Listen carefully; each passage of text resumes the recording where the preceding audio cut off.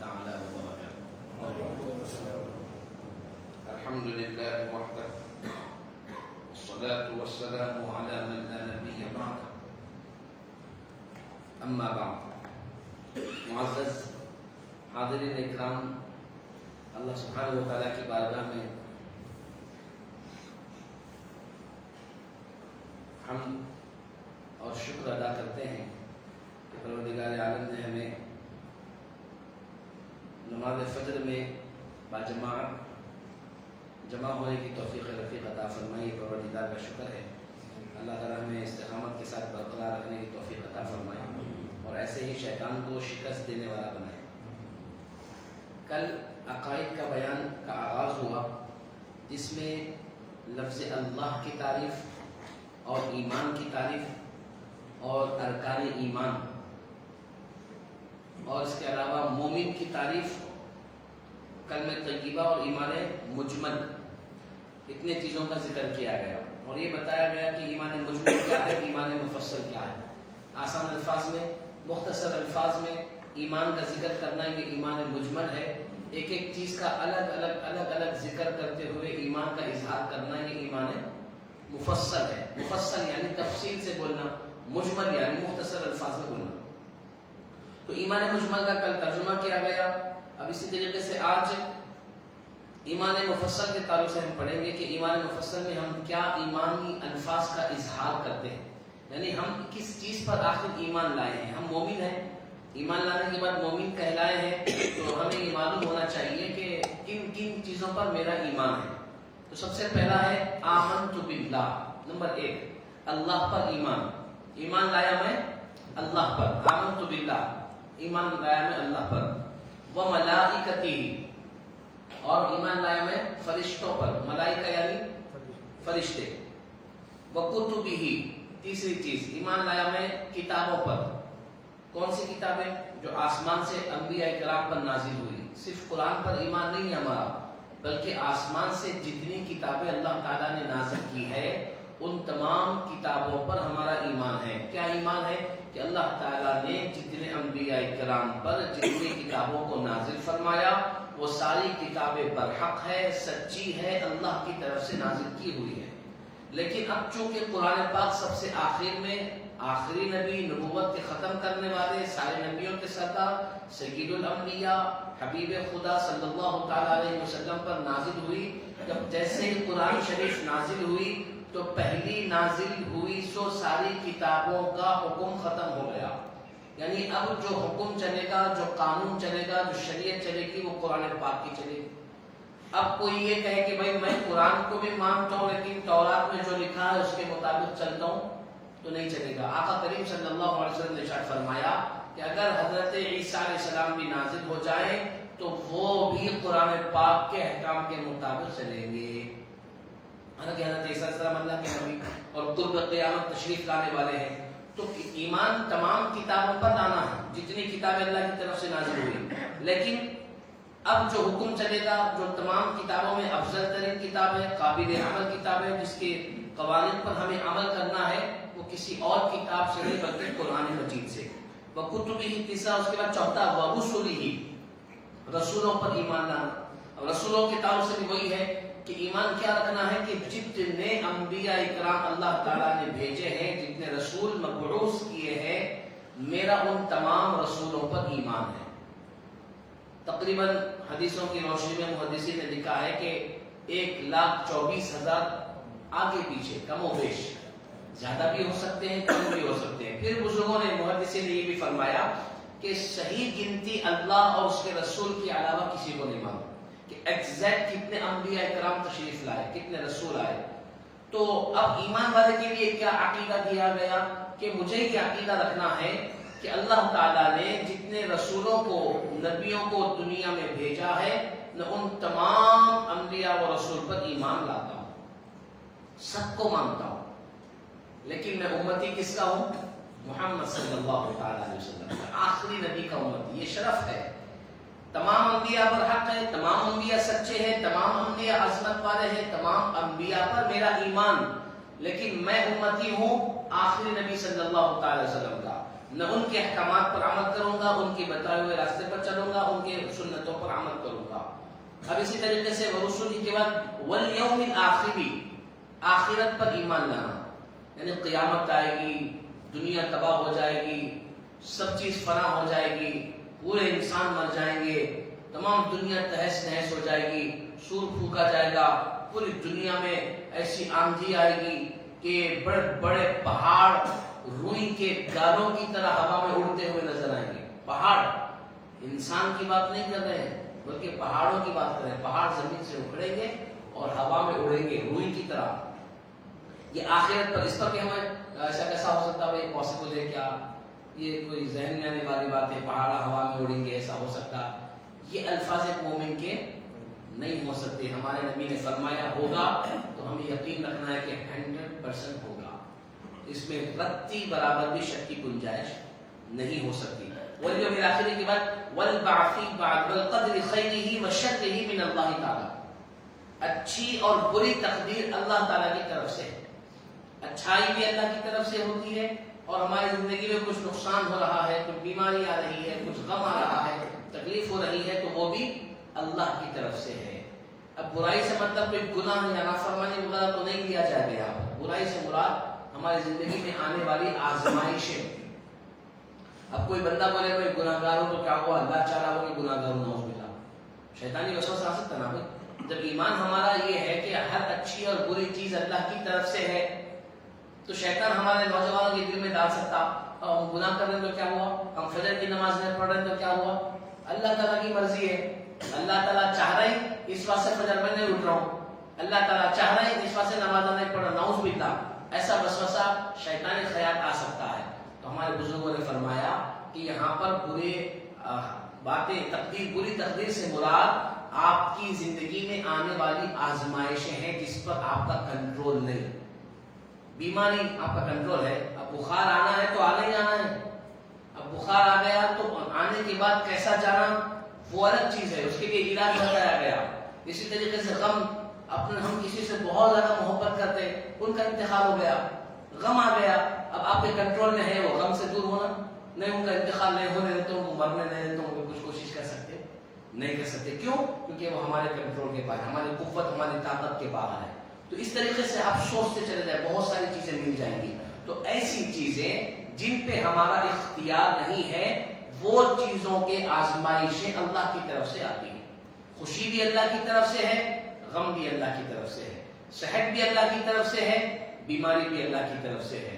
اس طریقے سے کامیابی بھی اللہ کی طرف سے ہے، ناکامی بھی اللہ کی طرف سے ہے، مال و دولت بھی اللہ کی طرف سے ہے، غربت بھی اللہ کی طرف سے ہے، جوانی بھی اللہ کی طرف سے ہے، بڑھاپا بھی اللہ کی طرف سے ہے، جسمانی طاقت و قوت بھی اللہ کی طرف سے ہے، کمزوری اور بیماری لاغری بھی اللہ تعالیٰ کی طرف سے ہے۔ والقدر خیرہ وشرہ، اچھی اور بری تقدیر اللہ کی طرف سے ہے۔ اس کے بعد کیا فرمایا گیا؟ والبعث بعد الموت، اور پھر آخری جو چیز ہے وہ ہے مرنے کے بعد پھر دوبارہ زندہ ہونا ہے، مرنے کے بعد پھر دوبارہ اٹھنا ہے۔ ایمان لایا میں اللہ پر اور اس کے فرشتوں پر اور اس کی کتابوں پر اور اس کے رسولوں پر اور قیامت کے دن پر اور اچھی بری تقدیر پر، اور اس بات پر کہ مرنے کے بعد دوبارہ زندہ ہونا ہے۔ اب جب دوبارہ زندہ ہوں گے تو اس کے تعلق سے فرمایا یہ چیزیں، یعنی 6 عقیدے ہیں جملہ۔ ایمان مفصل میں کتنے عقیدے ہیں؟ 6 عقیدے۔ اللہ پر ایمان لانا، کتابوں پر ایمان لانا، فرشتوں پر ایمان لانا، رسولوں پر ایمان لانا، آخرت کے دن پر ایمان لانا، اچھی بری تقدیر پر 5واں نمبر ہو گیا، اور پھر مرنے کے بعد دوبارہ اٹھائے جانے پر 6 چیزوں پر یہ ایمان عقیدہ رکھنا ہے۔ فرمایا یہ چیزیں تمام عقیدوں کی اصل جڑ ہے۔ یہ تمام ایمان، ہر ایمان مومن ایمان والے کے عقیدوں کی جڑ، جو بنیاد آپ کہیں، بیس جس کو کہا جاتا ہے، وہ کیا ہے؟ یہ 6 عقیدے ہیں۔ ان میں سے کسی ایک کا بھی انکار کرنے والا کافر ہے۔ کوئی ایک چیز کا بھی بندہ انکار کر جائے یا پھر اس کو اس پر یقین نہ ہو تو وہ مومن نہیں ہو سکتا۔ بس ان چیزوں کو بخوبی سمجھنے کے لیے یہاں پر ہر ایک کی تھوڑی مختصر تفصیل بھی بیان کی جا رہی ہے۔ اللہ پر ایمان لانے کا جیسا بیان ہے آمنت باللہ، اس کے الفاظ کو آپ ذرا غور کریں۔ اللہ تعالیٰ کون ہے؟ اپنی ذات و صفات و افعال میں یکتا ہے. اللہ ذات میں یکتا ہے، اس کی جو صفتیں ہیں اس میں وہ یکتا ہے. اب اللہ تعالیٰ نے جو قرآن پاک میں آیت نازل فرمائی ہے، اللہ سنتا ہے تو ہم بھی سنتے ہیں، اللہ دیکھتا ہے ہم بھی دیکھتے ہیں، اللہ سمیع ہے، اللہ بصیر ہے. تو کوئی بندہ یہ بولے اللہ بھی دیکھتا میں بھی دیکھتا ہوں، تو صفات مل گئے نا. اللہ کے پاس جو صفت ہے ہمارے پاس بھی وہ صفت ہے. تو اس میں بزرگوں نے اب یہ فرمایا کہ اس کا مطلب یہ ہے کہ اللہ تعالیٰ کی جو صفت ہے اس کی ذاتی ہے، اور تمہارے اندر جو صفتیں ہیں یہ اللہ کی عطا کی ہوئی. اللہ نے تمہارے آنکھوں کو دیکھنے کی طاقت عطا فرمائی، اسی لیے تم دیکھ رہے ہو. اللہ نے ہمیں سننے کی طاقت عطا فرمائی، اسی لیے ہمارے کان سن رہے ہیں. اللہ کا سننا اس کا ذاتی ہے، قدیم ہے، ہمیشہ کے لیے ہے. ہمارا سننا عطا کیا ہوا ہے، دیا ہوا ہے، اور چند دنوں کے لیے، سالوں کے لیے، زندگی تک کے لیے. پھر جیسا جیسا عمر بڑھتی جائے گی کمزوری بھی آ جائے گی. بچپنے میں آنکھوں کی جتنی تیزی ہوتی ہے، جوانی میں جتنے آنکھ تیز ہوتے ہیں، جیسے جیسا عمر بڑھتی جاتی ہے آنکھ کمزور ہو جاتے ہیں. پھر اینک لگنا شروع ہو جاتا ہے، پھر موتی آتا ہے، پھر لیزر آپریشن ہوتا ہے، پھر بغیر آپریشن کے ساتھ پھر لینس لگا کر کے دیکھنا پڑتا ہے. پھر بہت سارے ایسے بھی لوگ ہیں، اللہ حفاظت کرے کہ بعض لوگوں کی آنکھیں بالکل شوگر کی وجہ سے چل جائیں گے. ایسے پیشنٹس آ رہے ہیں ہمارے پاس، شوگر ہائی ہونے کی وجہ سے 300 کراس کر گیا، شوگر 400 کے قریب آ گیا، کسی نہ کسی ایک عضو پر حملہ ہو رہا ہے. آنکھوں کے مریض بہت سارے نابینا ہو جائے، دیکھنا ختم. ڈاکٹر کے پاس گئے تو بولے پوری رگیں سوکھ گئی، اب ان کا آپریشن بھی نہیں ہو سکتا. اللہ ہماری حفاظت فرمائے. تو یہ کس کی طرف سے؟ اللہ کی طرف سے. اللہ تعالیٰ کا دیکھنا اس کا ذاتی ہے، اس میں کچھ کمی نہیں ہوگی، اس میں کچھ کچی نہیں ہوگی. ہمارا دیکھنا اللہ کی طرف سے عطا کیا ہوا ہے، اور ہمیشہ کے لیے نہیں ہے. کبھی بھی جا سکتا ہے، کبھی بھی ختم ہو سکتا ہے، کمزوری آ سکتی ہے. تو یہ اللہ کے دیکھنے اور سننے میں ہمارے سننے میں فرق ہے کہ اللہ کا دیکھنا، اس کا سننا، اس کے صفات اس کے پاس یکتا ہے، اس میں کوئی شریک نہیں ہو سکتا. وہ اپنی ذات سے آپ موجود ہے، یعنی کسی نے اس کو پیدا نہیں کیا، ہم کو پیدا کیا گیا. ہم 9 مہینے ماں کے پیٹ میں رہے، پھر دنیا میں آئے، پتہ نہیں کتنے سال تک دنیا میں رہیں گے. ہم کو وجود بخشا گیا، ہم کو پیدا کیا گیا. اللہ اپنے آپ سے خود موجود ہے، اللہ کو کسی نے پیدا نہیں کیا. اسی لیے فرمایا گیا قدیم ہے، یعنی ہمیشہ سے ہے اور ہمیشہ رہے گا. ہم ہمیشہ سے نہیں تھے، پہلے ہمارے دادا، پردادا، سکر دادا وغیرہ موجود تھے، وہ لوگ چلے گئے، پھر ہمارا وجود آیا، پھر ہم پتہ نہیں کب تک رہیں گے، پھر ہمارے بعد ہماری آنے والی نسلیں ہوں گی، ہمارا وجود ختم ہو جائے گا. لیکن اللہ ہمیشہ سے تھا، ہمیشہ سے ہے. دنیا قائم ہونے سے پہلے سے اللہ موجود ہے، تو دنیا کے ختم ہو جانے کے بعد بھی اللہ رہے گا. جنتوں اور دوزخ کا فیصلہ ہونے کے بعد بھی اللہ رہے گا. یعنی اللہ ہمیشہ سے ہے اور ہمیشہ رہے گا. اس لیے فرمایا گیا کہ اس کے جتنے اسماء و صفات ہیں سب قدیم ہیں، اس کی ذات میں ہمیشہ سے موجود ہے اور ہمیشہ رہیں گے. اسی لیے اور آگے بتایا گیا کہ اس کی ابتدا ہے نہ انتہا، وہی اول ہے، وہی آخر ہے، وہی ظاہر ہے اور وہی باطن ہے. اللہ تعالیٰ ہر جگہ پر موجود ہے. اس کے سوا جو کچھ موجود ہے سب نو پید ہے. نو پید یعنی نیا پیدا کیا ہوا ہے. اللہ کے علاوہ جتنی چیزیں ہیں، آسمان، زمین، چاند، سورج، ستارے، سیارے، ذرہ ذرہ، تمام تر مخلوقات، ہر شے کو آپ لے لیں، ہر چیز اللہ کی طرف سے پیدا کیا ہوا. اللہ پہلے سے موجود ہے اور ان تمام چیزوں کو بعد میں نیا پیدا کیا گیا ہے، اور وہی سب کو فنا کر کے پھر قیامت کے دن دوبارہ زندہ کرے گا. پیدا کرنے والا اللہ، قیامت آئے گی تو تمام چیزوں کو فنا کرنے والا اللہ. مخلوق بھی فنا ہو جائے گی، انسان بھی فنا ہوں گے. پھر قیامت جب ہو جائے گی تو پھر دوبارہ اللہ تعالیٰ سب کو زندہ کرے گا. سب کو اللہ تبارک و تعالیٰ زندگی عطا فرمائے گا. اب بہت سے لوگ انکار کرتے ہیں جو اللہ کو نہیں ماننے والے ہوتے ہیں کہ بھئی ہم مرنے کے بعد دوبارہ کیسا زندہ ہو سکتے، مر گئے ختم، اس کے بعد کچھ بھی نہیں ہوتے. کئی دوسرے مذاہب والوں کا عقیدہ ہے، لیکن مومن کا یہ عقیدہ نہیں ہے. حضرت ابراہیم علیہ السلام نے کہا کہ اللہ آخرت پر یا پھر مرنے کے بعد دوبارہ اٹھنے پر میرا ایمان ہے، لیکن میں اس کا مشاہدہ کرنا چاہتا ہوں، میں دیکھنا چاہتا ہوں. اللہ سبحانہ و تعالیٰ نے حکم دیا کہ ٹھیک ہے، چند پرندے، بعض 3 قسم کے الگ الگ پرندوں کو جمع کیا گیا. حضرت ابراہیم صاحب کو حکم دیا کہ ان کو ذبح کرو. ان 3 پرندوں کو ذبح کیا گیا اور ان کا گوشت بنایا گیا. پھر اللہ نے حکم دیا کہ چلو ان کے گوشت کو مکس کر دو. تو تمام 3 الگ الگ پرندوں کے گوشت کو مکس کر دیا گیا اور ان کی کاٹی ہوئی منڈیوں کو ایک جگہ پر رکھ دیا گیا. پھر اللہ تعالیٰ نے حکم دیا کہ میرے نبی ان کے گوشت کو الگ الگ پہاڑوں پر جا کے رکھ دو. مکس کرنے کے بعد ان کے گوشت کو الگ الگ رکھ دیا گیا. اس کے بعد پھر حضرت ابراہیم علیہ السلام کو کہا گیا کہ جہاں پر ان کی منڈیاں ہیں وہاں پر جا کر کھڑے ہو جاؤ. وہ جا کر کھڑے ہو گئے. پھر کہا کہ تم آواز دو. مثال کے طور پر مور کو ذبح کیا گیا تو مور کو آواز دی گئی کہ مور. تو اللہ سبحانہ و تعالیٰ کے حکم سے وہ مور جس کو ذبح کر دیا گیا، گوشت کے ٹکڑے کر دیے گئے، دیگر جانور کے گوشت میں مکس کر دیا گیا، تمام گوشت کے ٹکڑے ایک جگہ جمع ہونے لگے. اس مور کے پاس گئے اور اس مور کی منڈی سے جڑ گئے. اللہ نے اس کو دوبارہ زندگی عطا فرمائی اور پڑے مانگنے لگا. اس طریقے سے دوسرے 2 جانوروں کو بھی آپ نے آواز دی، ان کا بھی گوشت جمع ہونے لگا، ایک جگہ جمع ہو گیا اور اس کی منڈی سے جا کر لگ گیا اور اس میں دوبارہ زندگی آ گئی اور وہ پرندے پھر سے اڑنے والے بن گئے. اللہ تعالیٰ نے فرمایا کہ دیکھا آپ نے کہ ہم نے کیسے دوسرے مرے ہوئے کو دوبارہ زندہ کیا. قیامت کے دن ہر مرے ہوئے کو چاہے اس کو جلا دیا جائے، دفنا دیا جائے، کاٹ دیا جائے، ضائع کر دیا جائے، تیزاب میں پگھلا دیا جائے، کچھ بھی کر دیا جائے، جب قیامت ہوگی اور جب دوبارہ ان کا حساب کتاب لینا ہوگا، ہم حکم دیں گے سارے مرے ہوئے لوگ کھڑے ہو کر ہمارے سامنے آ جائیں. اللہ اکبر کبیرہ. یہ قدرت ہے پروردگار عالم. دوبارہ قیامت کے دن، جو قیامت کے دن اللہ سبحانہ و تعالیٰ سب کو زندہ فرمائے گا، سب فنا کیے ہوئے لوگوں کو. وہی سارے مخلوق کا روزی رساں ہے، یعنی تمام لوگوں کو روزی دینے والا اللہ ہے. وہ کسی کا محتاج نہیں، ساری دنیا اس کی محتاج ہے اور وہ سب سے نرالا، کوئی اس کا مثل وہ مانند نہیں ہے، تصور بھی نہیں کیا جا سکتا. اس کے ماں باپ، جورو بیٹا بیٹی وغیرہ کوئی نہیں، کوئی رشتہ داریاں اس کی نہیں ہے، نہ اس کا کوئی رشتہ دار ہے، نہ کوئی اس کے ساتھ ہے، بلکہ وہ تنہا ہے، وہ صمد ہے، بے نیاز ہے. نہ اس نے کسی کو پیدا کیا، نہ وہ کسی سے پیدا ہوا. کون؟ اللہ سبحانہ و تعالیٰ. وہ جسم اور صفات جسم، صفات جسم جیسے کہ کھانا پینا، ہمارا جسم ہے. اب جسم کی صفات کیا ہے؟ کھانا پینا، سونا جاگنا، چلنا پھرنا، یہ ہمارے جسم کی صفات ہے. ان تمام چیزوں سے اللہ پاک ہے. اسی طریقے سے مکان و زمان، یعنی زمانے سے بھی اللہ پاک ہے اور مکان سے بھی اللہ پاک ہے. گھر وغیرہ نہیں ہے، مکان سے بھی پاک، زمانے سے بھی پاک. اور اسی طریقے سے بتایا گیا وہ زندہ ہے مگر ہماری طرح اس کی شکل و صورت نہیں.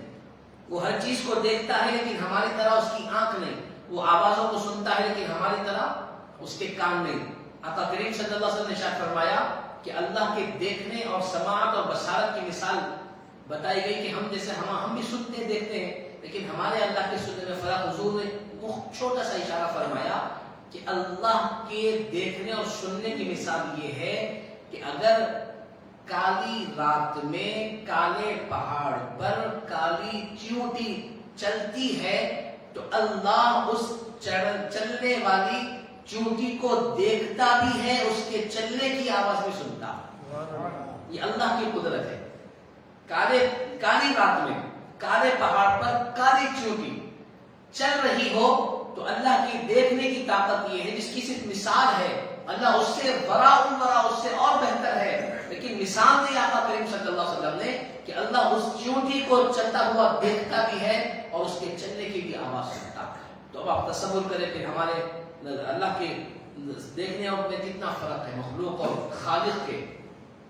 وہ ہر چیز کو دیکھتا ہے، ہماری طرح آنکھ نہیں، آواز سنتا ہے کان نہیں، وہ کلام فرماتا ہے ہماری طرح اس کا منہ نہیں.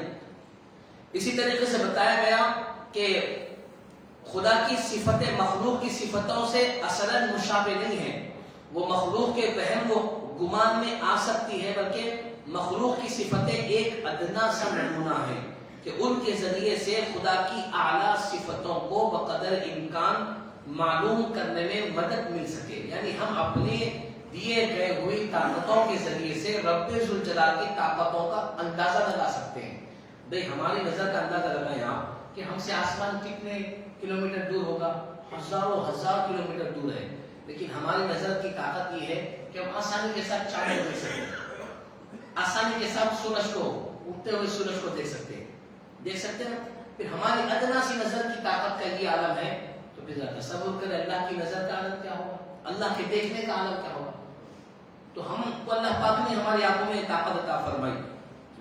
اسی طریقے سے فرمایا ہر چیز اس کے ارادے سے ہوتی ہے، کوئی اس کے ارادے کو روک نہیں سکتا، ہر چیز کا اس کو علم ہے، خواہ دلوں کے اندر ہو یا زمین کے اندر۔ دلوں کے اندر ہمارے بزرگوں نے فرمایا ہے ہمارے دلوں میں تصورات بعد میں آتے ہیں، پہلے اللہ کو اس کا علم ہوتا ہے۔ ہمارے دلوں میں آنے والے خیالات سے بھی اللہ واقف ہے، زبان کے ذریعے بولنا تو دور کی بات ہے، اسی لیے فرمایا کہ ایسی جگہ جہاں پر تم ہاتھ اٹھا کر دعا نہیں کر سکتے، اور جمعہ کا دن ہے، جمعہ کے دن بھی ہمیں حکم دیا گیا کہ دونوں خطبوں کے درمیان میں بھی تم دل ہی دل میں دعا کرو۔ دل ہی دل میں دعا کرو گے تو ویسا ہی ہے جیسا ہاتھ اٹھا کر دعا کرنا۔ بعض مواقع ہوتے ہیں جہاں پر دل میں دعا کرنا ہوتا ہے، لیکن اگر ہمارا ایمان پختہ ہوگا اور ہمیں اس کی عادت ہوگی تو تبھی ہمیں دل سے دعا کرنا آئے گا۔ ہمیں پریکٹس نہیں ہوگی، عادت نہیں ہوگی تو نہ دعا کے الفاظ نکلیں گے نہ دعا کے حالات بنیں گے۔ تو لہذا دل میں آنے والے خیالات و الفاظ کو بھی اللہ تعالیٰ سنتا ہے، دیکھتا ہے، جانتا ہے، بلکہ ہم اپنے خیالات کو بعد میں جانتے ہیں، اللہ اس سے پہلے ہمارے خیالات کو جانتا ہے۔ تو لہذا اپنے دل کی حفاظت کریں، دل میں آنے والے خیالات کی اپنے طور پر حفاظت کریں۔ وہی جلاتا، وہی مارتا، اور وہی بیماری اور شفا دیتا ہے۔ بیماری بھی دینے والا اللہ ہے، زندہ بھی کرنے والا اللہ ہے، یہ تو ہر ایک کا ایمان و عقیدہ ہے۔ وہی عزت و ذلت دیتا، وہی نفع نقصان پہنچاتا ہے، یہ ایمان و عقیدہ تو ہے کہ ہر چیز اللہ ہی کی طرف سے ہے۔ لیکن بعض مرتبہ ہم اپنے دنیاوی حالات کی وجہ سے یا پریشانی کی وجہ سے یہ چیزوں کو بھول جاتے ہیں۔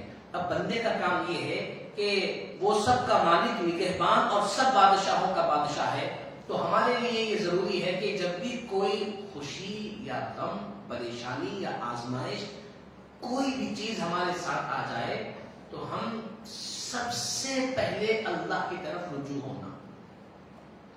جب سب کچھ اللہ کی طرف سے ہمارا ایمان ہے، ہر چیز جو ہو رہی ہے مولا کی طرف سے ہے، ہمارا عقیدہ ہے، تو جب بھی ہماری زندگی میں کوئی بھی حالت آ جائے، ہمیشہ ایک ایسی حالت تو نہیں ہوتی زندگی، جب بھی کوئی ایسی حالت آ جائے تو ہمارے دل و دماغ میں جو سب سے پہلے خیال آنا ہے وہ اللہ کا۔ مثال کے طور پر بیماری آ جائے تو سب سے پہلے ہمارے ذہن میں یہ خیال آئے کہ اس بیماری کو اللہ دور کرے گا۔ ہم دعا کریں کہ مولا یہ بیماری آ گئی، کھانسی آ گئی، بخار آ گیا، سر میں درد ہو گیا، پیٹ میں درد ہو گیا، بڑی بیماری آ گئی، شوگر آ گئی، فلاں بیماری، جوڑوں میں درد، گھٹنوں میں درد، کمر میں درد، جو بیماری لیتے ہیں آپ لے لیں۔ آپ ڈاکٹر کے پاس بعد میں جائیں، پہلے اللہ سے مانگیں، اللہ سے دعا کریں، اللہ سے امید لگائیں، اللہ سے امیدیں وابستہ کریں، نیت کریں، سوچیں، خیال لائے کہ میرے رب کی طرف سے یہ چیز آئی ہے، میرا رب ہی اس چیز کو دور کرے گا۔ اس میں شور ہو جائے 100%، بالکل مکمل 100% عقیدہ رکھیں کہ یہ پریشانی اللہ دور کر دے گا۔ اس کے بعد آپ علاج و معالجے کی طرف جائیں، اس کے بعد دیکھیں آپ کہ اللہ تعالیٰ کیسے آپ کی پریشانی کو دور فرمائے گا۔ اب ہم کو شیطان کیا کرتا ہے کہ ساری چیزوں سے روک دیتا، ہم دنیا کی طرف تلاش کرنا شروع کرتے ہیں، ان کو فون کریں کہ بھائی شوگر ہے، اچھا ڈاکٹر ہے، کہ آپ کی نظر میں کوئی ہے کہ آپ کیا کھا رہے ہیں، وہ کیسا احتیاط کر رہے ہیں، ویسا کر رہے ہیں، ایسا کر رہے ہیں۔ نہ دعا ہے، نہ اللہ سے کوئی توقعات ہے، نہ کوئی نیت ہے، نہ اللہ کے سامنے گڑ گڑانا، کچھ نہیں، ظاہری اسباب کی طرف۔ ظاہری اسباب بھی ضروری ہے لیکن مالک حقیقی کی طرف پہلے رجوع ہونا ہے، اس کی ہمیں عادت بنانا ہے۔ وہ تمام خوبیوں اور کمال کی صفتوں سے موصوف اور ختم ہونے والی علامتوں اور ہر طرح کے عیبوں سے پاک و صاف ہے۔ پرستش و عبادت کا مستحق صرف وہی ایک ہے، اللہ جل جلالہ۔ یہ ہے اللہ کی تعریف۔ ایمان، اللہ پر ایمان لانے کے بیان میں چند وضاحتیں، انشاءاللہ کل فرشتوں کے متعلق ہم چند باتیں آپ کے سامنے عرض کریں گے۔ آئے دعاؤں کے سلسلے میں کہ عقائد کے بیان کے بعد دعاؤں کا مرحلہ چل رہا تھا، کل ہم نے سوتے وقت کی دعا کا اہتمام کیا اور امید ہے کہ کل سوتے وقت سب نے دعا پڑھی ہوگی۔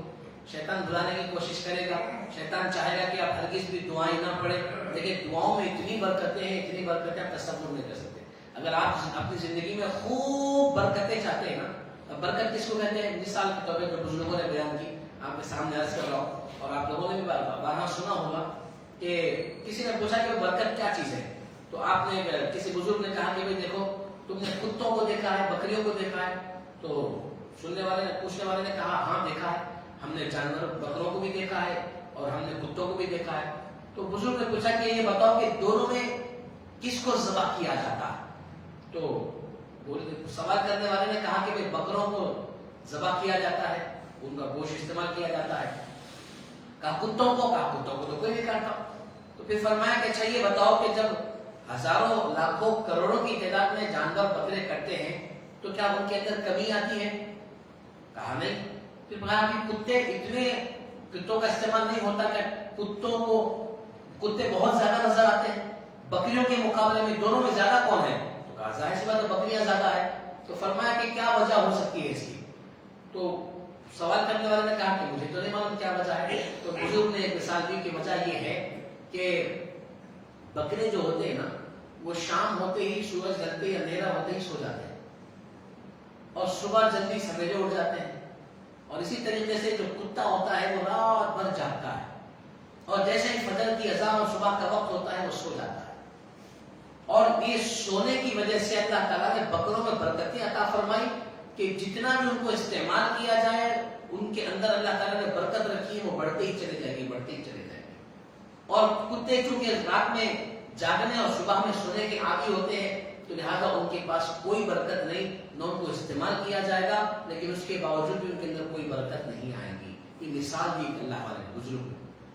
تو یہ برکت کی مثال اس واسطے بتا رہا ہوں کہ اگر ہم دعاؤں کا اہتمام کریں گے تو جس طریقے سے ہمیں زندگی میں برکتیں چاہیے یعنی صحت میں اور اضافہ مال ہے تو اور اضافہ برکت ہی برکت تو اس طریقے کے اللہ تعالیٰ ہماری زندگی میں برکتیں عطا فرمائے گا. تو شیطان روکے گا لیکن ہمیں عادت بنانا ہے کہ جیسا میں نے عرض کیا کل کے دن کہ اے اللہ تیرے نام سے ہی جیتا ہوں اور مرتا ہوں. یہ سوتے وقت کی دعا کا ترجمہ.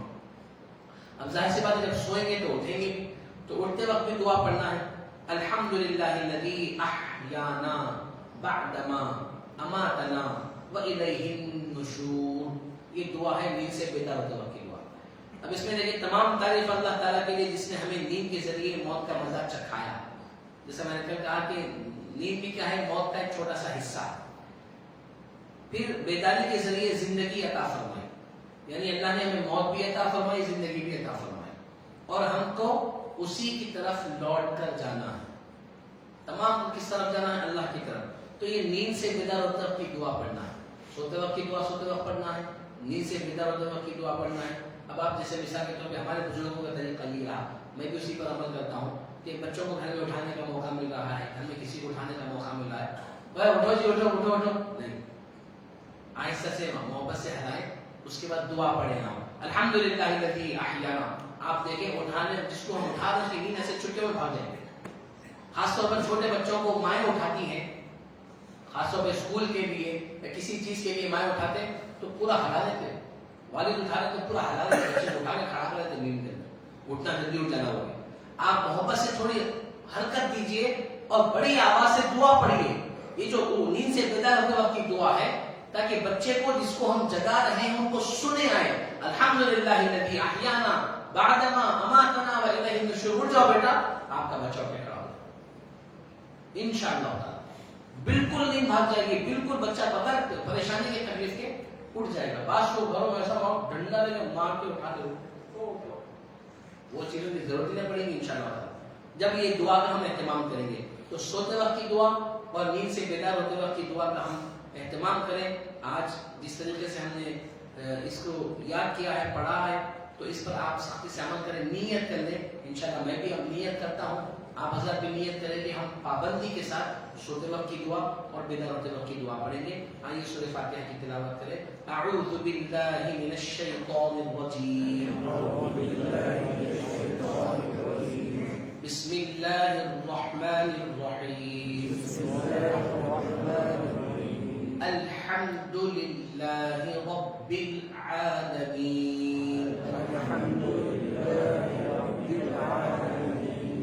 دوسری آیت ہے آج کی الرحمن الرحیم. نکالنا کیا ہے اس میں جیسا کہ کل کی آیت میں تھا الحمد کی ہا للہ رب کی با کے اوپر تشدید رب نہیں رب العالمین کا عین. بس یہ پوری آیت میں 3 مقامات ایسے ہیں جہاں پر ہمیں تھوڑی کوشش کرنا ہے غور کرنا ہے کہ یہاں پر میرا تلفظ کیسا ہو رہا ہے. ٹھیک ہے. دوسری آیت میں ہے الرحمن الرحیم. دو بھی نام ہم کو معلوم ہے. اب ہم کیا کرتے کئی لوگوں کے نام رحیم رہتا اتفاق سے بہت سارے ہمارے ملنے جلنے والوں کا نام رحیم ہے تو رحیم میرے سسر صاحب کا بھی نام رحیم صاحب ہے ماشاءاللہ. رحیم را ہا ہے نا, تو رحیم میں جو ہا ہے اس میں ہم غفلت کر دیتے. بڑی ہا چھوٹی ہا, چھوٹی ہا جو ہے وہ سینے سے ادا ہوتی, ہا جو ہے وہ حلق سے ادا ہوتی.